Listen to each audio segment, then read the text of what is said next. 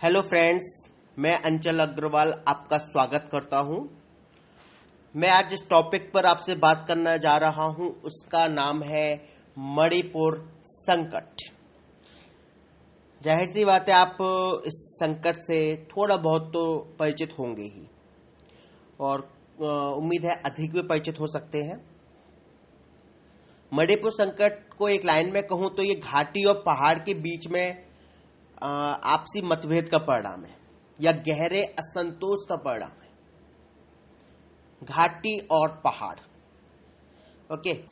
जिसके पास भारत के मैप की सुविधा हो वो भारत के मैप को जरूर अपने पास ओपन रखें, और जब भी इस तरह के टॉपिक पढ़ें आप तो इंडिया का मैप आपके हाथ में रहना चाहिए, बल्कि वर्ल्ड मैप भी हाथ में हो तो बेहतर रहता है, ओके। ये घटना कैसे और क्यों शुरू हो रही है, क्या बढ़ रही है, इस पर हम लोग थोड़ा सा समझ लेते हैं। हुआ यह था कि 1 नवंबर 2016 को मणिपुर में 7 नए जिले बनाने की घोषणा हो गई, ओके। तो फिर क्या हुआ, वहां कुछ टाइम बाद से हिंसा होने लगी। तो जाहिर सी बात है, जब हिंसा होगी तो जनजीवन तबाह हो जाएगा, ठीक है। और ऐसा नहीं है कि यह हिंसा पहली बार हो रही हो, ठीक है, या किसी को उम्मीद ना हो। बिल्कुल उम्मीद थी कि इस तरह घटना होगी, ठीक है। घटना क्यों हुई मैं अभी आपको बताऊंगा कि आखिर 7 नए जिले बनाए गए, तो इस पर घटना क्यों। क्योंकि जिले तो हर जगह बनते हैं, नए जिले जरूर बनते हैं, 2 जिले मर्ज हो जाते हैं कई बार, तो ये तो बहुत सामान्य चीज है। लेकिन इस पर हिंसा घटना होना थोड़ा विचित्र है, उस विचित्रता को हमको समझना होगा, ठीक है। हुआ ये कि इन सबको देखते हुए वहां पर आर्थिक नाकेबंदी हो गई। तो आर्थिक नाकेबंदी हो गई तो आर्थिक नाकेबंदी का दुष्परिणाम आएगा। और आर्थिक नाकेबंदी वो चीज होती है जहां आपकी पेट्रोल हो, खाने की वस्तु हो, वो कीमतें तक पहुंच जाती है जो आपके लिए अनएक्सपेक्टेड हो सकता है कि आपको एक ब्रेड का पैकेट 1000 रुपए का मिले, जिसे आप 20-30 रुपए में खरीदते हैं। पेट्रोल हो सकता है कि आपको 500 रुपए लीटर, 600 रुपए लीटर तक मिल जाए, अनएक्सपेक्टेड, लेकिन होता है जब आर्थिक नाकेबंदी पैदा होती है। अब इस पर क्या हुआ, जब इस तरह की घटनाएं हुई तो केंद्र सरकार ने भी अपने रुख को हल्का नहीं किया और ज्यादा तीव्र कर दिया।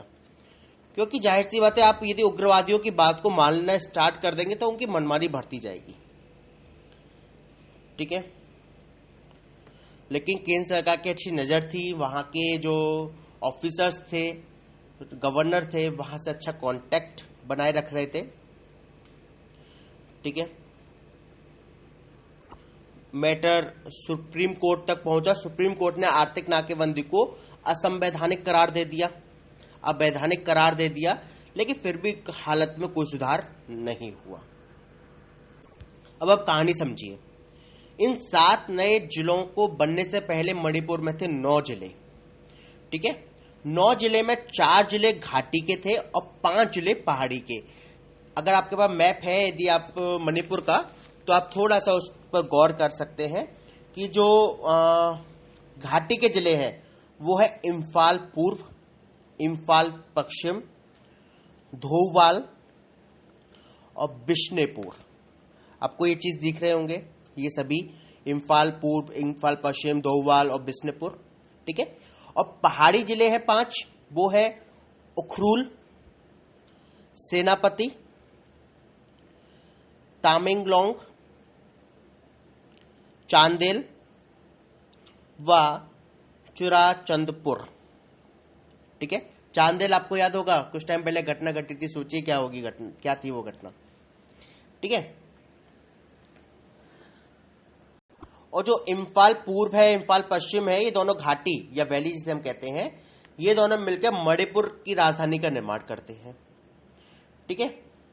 और जो पहाड़ी जिले हैं 5, वो है जनजातीय क्षेत्र, जनजातीय जिले हैं, ठीक है। अब आप आगे की कहानी समझिए। पहाड़ी जिलों में चुराचंदपुर को यदि हम छोड़ दें, ठीक है, पहाड़ी क्षेत्रों में यदि हम चुराचंदपुर को छोड़ दें, तो जो शेष 4 हैं वहां पर नागा आबादी है। देखिए, मणिपुर के ऊपर नागालैंड है, मणिपुर के नीचे मिजोरम है, ठीक है। जो डिस्प्यूट होता है वो मणिपुर और नागालैंड के बीच होता है। क्यों होता है? क्योंकि अगर हम चुराचंद्रपुर को छोड़ते हैं तो बाकी के जो 4 पहाड़ी जिले हैं, उखरुल, सेनापति, तमेंगलोंग, ठीक है, और चांदेल, ये चारों आप देखिए पहाड़ी क्षेत्र पर है। पूरी पहाड़ी क्षेत्र नागालैंड से सटी हुई है, राइट। तो इस जगह पर क्या रहते हैं? नागा जनजाति, ठीक है, और यहां पर उनका बहुमत है।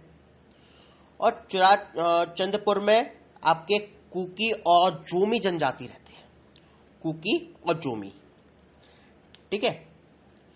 अब जो घाटी जिला है वह राज्य का केवल 30% क्षेत्र बसता है। ये सब कवर कर लिया पहाड़ी क्षेत्रों ने, 30% क्षेत्र का घाटी क्षेत्र है। लेकिन आप जानते हैं कि जो घाटी क्षेत्र होते हैं वहां पर आबादी पहाड़ी क्षेत्रों से ज्यादा होती है, ठीक है। हमारा अरुणाचल प्रदेश पहाड़ी क्षेत्र, असम घाटी क्षेत्र, सॉरी असम आपका लैंड है, मेन लैंड है, या फिर घाटी क्षेत्र भी कह सकते हैं उधर की साइड का। तो अब आप जानते हैं कि अरुणाचल प्रदेश में आबादी क्या है, ठीक है। तो अब देखिए जो कि जनजाति लोग होते हैं उनके जो खेत, उनका जो काम चलता है या फिर उनकी जो आजीविका होती है वो खेती से चलती है। और अधिकतर पहाड़ी क्षेत्रों में झूम खेती आपको मिल जाती है, ठीक है। झूम खेती यदि आप नहीं जानते तो थोड़ा इसके बारे में देख लीजिएगा। अभी तक इस चुनाव से पहले या इस चुनाव के नतीजे आने से पहले वहां पर कांग्रेस की सरकार थी, तो और उसके जो सीएम थे वो इवोवी सिंह थे। अब इवोवी सिंह घाटी क्षेत्र से हैं, उनका पहाड़ी क्षेत्रों से अच्छी पकड़ नहीं है। तो जाहिर सी बात है यार कि अगर पहाड़ी क्षेत्रों से उनकी पकड़ नहीं होगी तो वो ध्यान ही नहीं देंगे, क्योंकि हमारे वोट बैंक की राजनीति अधिक होती है, ठीक है। तो अब जब उनकी पहाड़ी क्षेत्र पकड़ नहीं होगी, अब वो फिर क्या कोशिश करेंगे कि घाटी क्षेत्र में अधिक से अधिक वोट पाए जाए, ठीक है। अब जब घाटी क्षेत्र में उनको अधिक वोट चाहिए तो यहां पर उनको जिले की आवश्यकता और पड़ गई। अब आप बात को समझ पा रहे होंगे, ठीक है। उन्हें अब जिलों की आवश्यकता और पड़ गई। तो उन्हें अब दिक्कत कहां का शुरू हुई वो समझिए। जो नागा आदिवासी थे जो इन पहाड़ी क्षेत्रों में, ठीक है, वो ये कहते हैं कि उनकी जमीन अनुचित तरीके से लेकर गैर नागा को बांट दी गई। अर्थात घाटी क्षेत्र के लोगों को, मतलब जो गैर नागा लोग हैं, मतलब जनजातियों में विभेद करने लगे थे, ठीक है।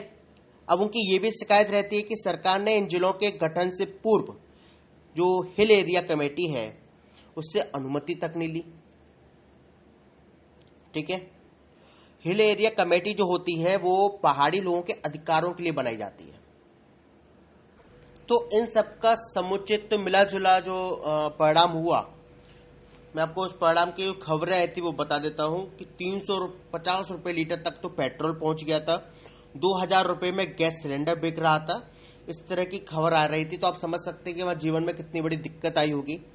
जमीन आप किसी छीनोगे, आप उनको अधिकार नहीं दोगे, केवल वोट बैंक की राजनीति यदि आप ले आओगे तो वो भी नुकसान देती है। यदि आप सभी जनता को, आप एक सीएम पूरे राज्य के होते हो, ना कि समुदाय विशेष के होते हो, ना क्षेत्र विशेष के होते हो, आप पूरे राज्य के सीएम होते हो, आपको पूरे राज्य पर ध्यान देना चाहिए, भले ही आपकी पकड़ हो या ना हो। लेकिन राजनीति होती है, वो हमारे आपके अनुसार नहीं चलती है, वो राजनीति तौर पर ही चलती है। तो इन सब चीजों को देखते हुए वहां पर मणिपुर में संकट गहराया, काफी अस्त व्यवस्था आई, हिंसक घटनाएं हुई, कई लोगों की जान वगैरह गई, वो सब घटनाएं हुई। तो उम्मीद है एक ओवरव्यू मणिपुर संकट के बारे में आपको प्राप्त हुआ होगा। आपके जो भी सुझाव रहेंगे मुझे उनका प्रतीक्षा है। धन्यवाद।